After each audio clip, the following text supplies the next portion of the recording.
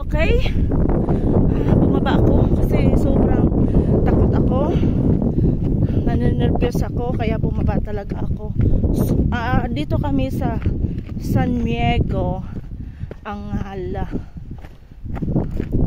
Antique, exit to puntang Iloilo.